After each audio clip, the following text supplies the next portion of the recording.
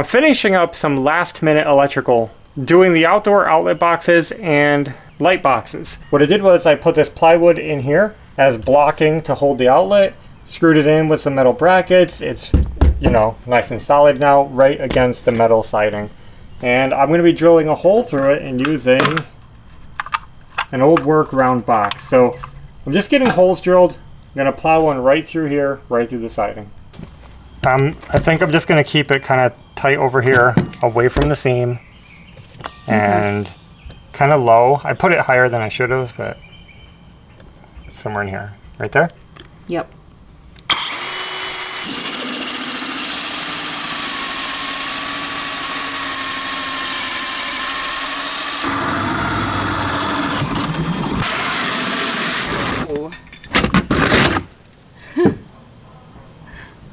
That was fast. How'd that go? Good. So let's put in our first box. Let me test the fit first, because we might have to like just, you know, because of these things, might have to just widen that up a tiny bit. I don't know why they don't just make it work with the circle. Had to make a couple little notches, but it fits. And now for the secret weapon, we're gonna put butyl tape all around it. So let me figure out the easiest way to do this.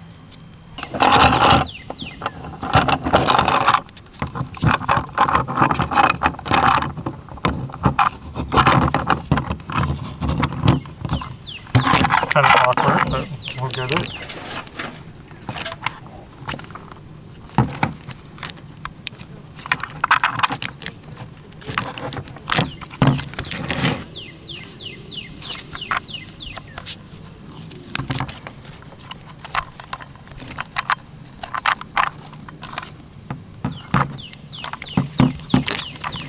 Okay, right there.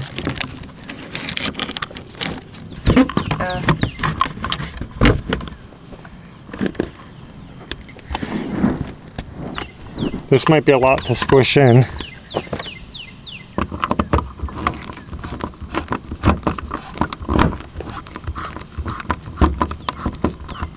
I got pressure on the tabs, and that'll keep mushing slowly for a little while. Yeah. Especially if the sun came out, it would be helping.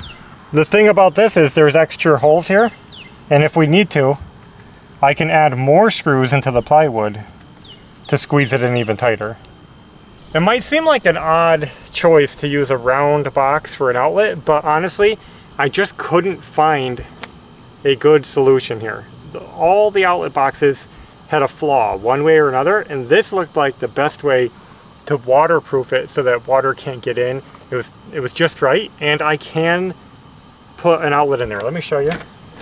I picked up some of these round box adapters, and what we can do is we can put this right on here. I know you still see the box, but it's okay.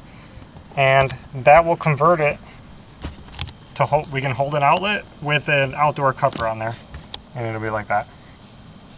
Boom. Good? Yep. So now I'm gonna do the light or the other outlet. Let's stay over here.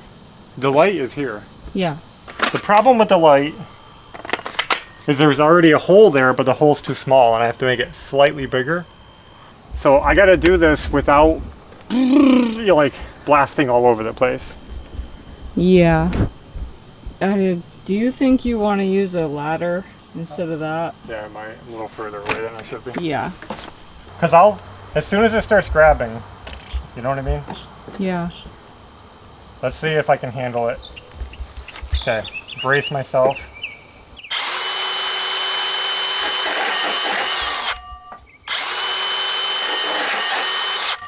You see how it just wants to grab.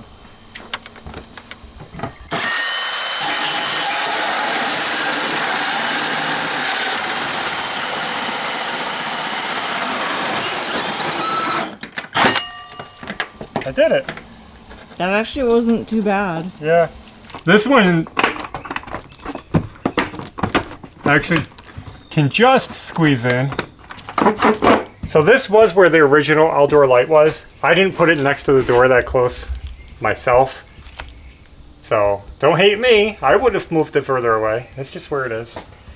And leaving it there, it just saved us a little bit of money in siding. I'll do this again.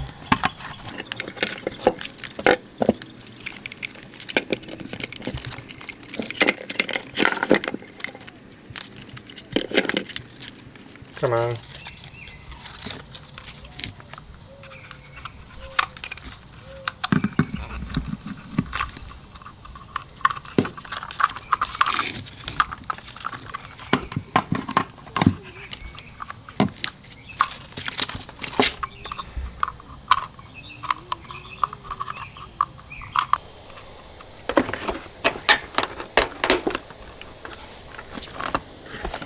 Well, we'll hope for the best, right?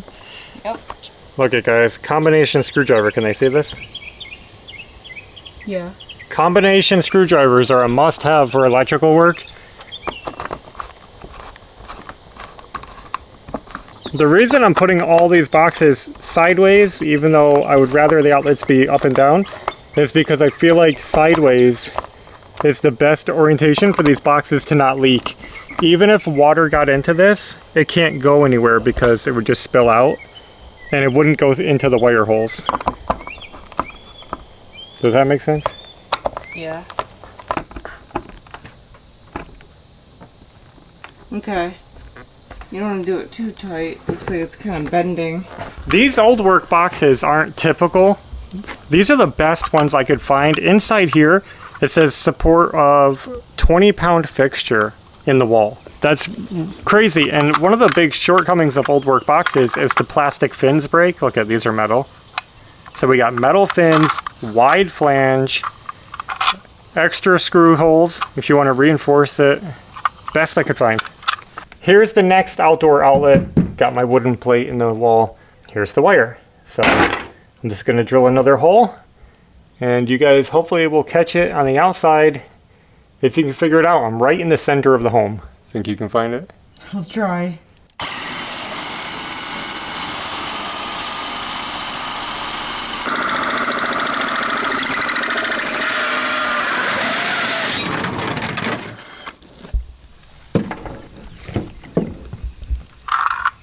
Gotta get the box ready.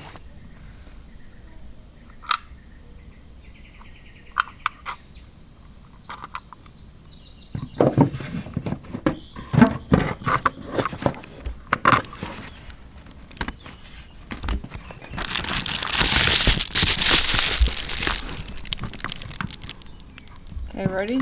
Yeah, go ahead.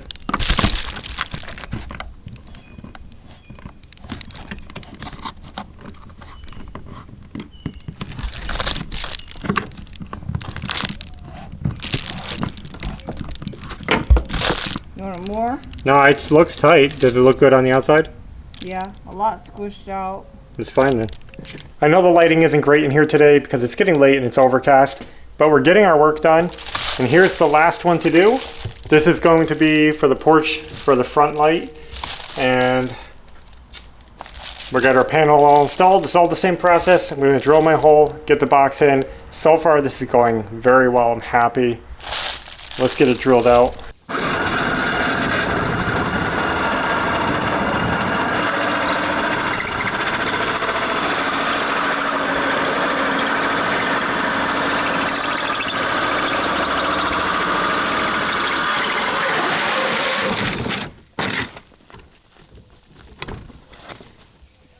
Okay, we got it ready. Was this sad to see us drill through this blue? Doesn't that seem more sad than the black?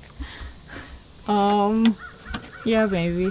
But imagine this. Guys, I wasn't thinking about this, and when I drill this hole, I feel like I'm too close, and that's scary. So I hope I can find a good light that doesn't bump into that. I would have come down like another inch or two if I realized.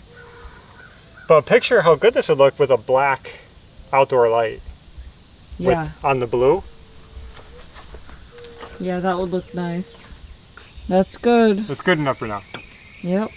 I think I put a little too much butyl under there. It was looking thin, so I kind of double layered it in a couple areas. That's fine. It's looking good. Once the sun gets on it and it kind of softens up, we'll make sure they're all tight. That looks fine. I know it seems odd to put the outlet in the random middle of the home where it used to be over by the door. And if you have a porch, it's really required to have an outlet where the porch is, but we've decided we're only going to do steps up here because we don't like sitting out front. It's awkward, that you don't have privacy. It's just not a good spot. So we're just going to put a basic entryway. And we thought that the center of the home would actually be the most convenient. If you were going to plug in any kind of electric equipment out here to work on the yard, it would be central to the yard. And also, like, if you're going to pressure wash or something, it would be right in the center of the home. And close to where the water comes in. It just seemed like better than putting it down here. So if you have to plug something in, you got to reach all the way down to the end of the home, right? Yeah. So all the wiring is done, and all we have to do now is pull those wires or push them into those boxes. And we're not going to do that right now just because I don't want wires sticking out outside. We'll wait until we have the outlets. We'll shove the wires out, wire them up, put the covers on. It'll be nice and tidy. So for now, that's done. We will peel off the extra butyl tape after a day or two. Yep. Clean them up. They'll look nice. Yep. We are ready to start another project today, and that is painting the ceiling. I'm hoping that today I can get the entire ceiling painted in the whole mobile home. It shouldn't be too bad, but we are racing the sun. And what I mean is the paint we got, it says, apply between 50 and 90 degrees. Today's going to be like a 92 degree day. It's already getting warm in the house because of the sun on it. And I want to make sure this paint job comes out good. So we're just going to hurry up, get it on there, and hope for the best. We decided we're going to go with the Valspar Reserve. This says 1 coat coverage guaranteed. We're going to see about that. I want to do 1 coat on the ceiling. White paint, keep it simple. I am going to be spraying it to make the job go quicker and smoother. So we got plastic on all the windows. We even got the big bay window covered. Got the shower wrapped in plastic. Blocked the ventilation fan, covered the entire electrical panel and wires, and covered our junk table. I think we're ready to paint. All right, respirator, got my sprayer ready. I forgot power. We gotta run this off our bus power. We have a power inverter, so gotta turn that on and it should fire up.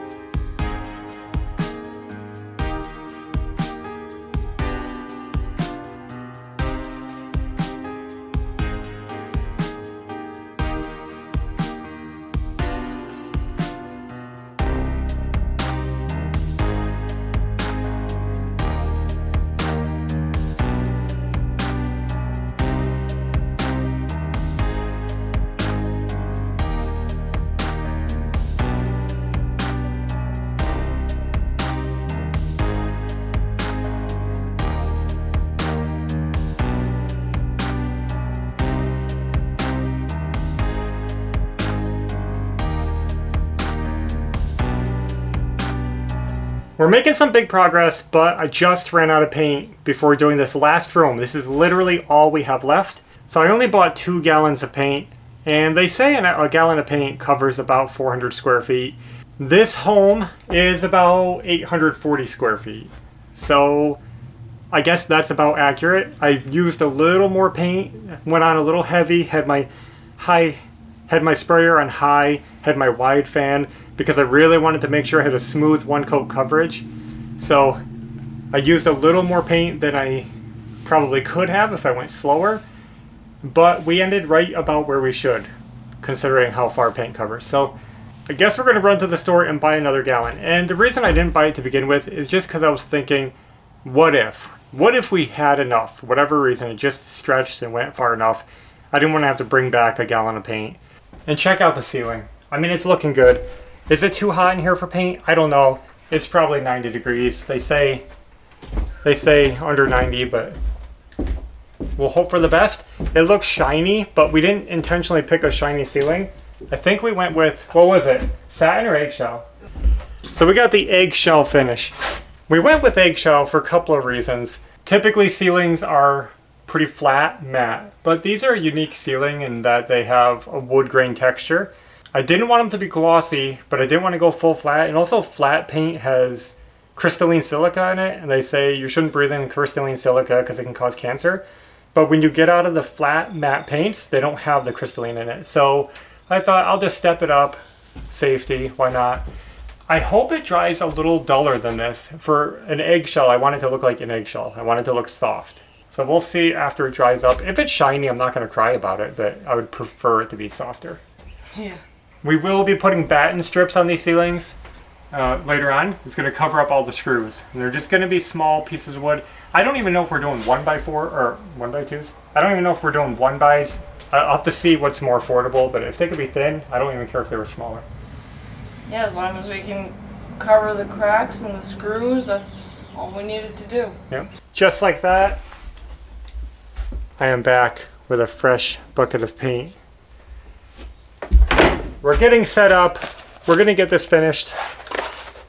The house smells pretty strong right now from this paint, but it should clear out soon. I want to say again, I've mentioned this before, but I wear this respirator not for the paint fumes, but for the paint overspray. So this doesn't protect me from any like chemical odors. I can still smell the paint. It just protects my face from getting splattered with paint and it all raining down on me.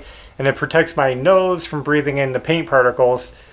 So it does help a lot, but it's not a chemical mask, so it doesn't help in that regard. But this is supposed to be Green Guard Gold paint, low or no VOC, so it should be okay. So I'm just looking through the house, trying to check my paint, and so far it's looking pretty good. That one coat coverage guaranteed, I'm not so sure about. I got some thin spots here and there. I can definitely see through it. But that's why I'm spraying, because it really helps minimize how much you can see through it. When you roll, I think it leaves a lot more lapping and you can tell a lot more. I think I'll do this bedroom, and whatever paint I have left over, I'm going to go back through the house and touch up a few spots that I can see are a little bit thin. But I'm really trying to get good coverage on the ceiling, and it's always tough.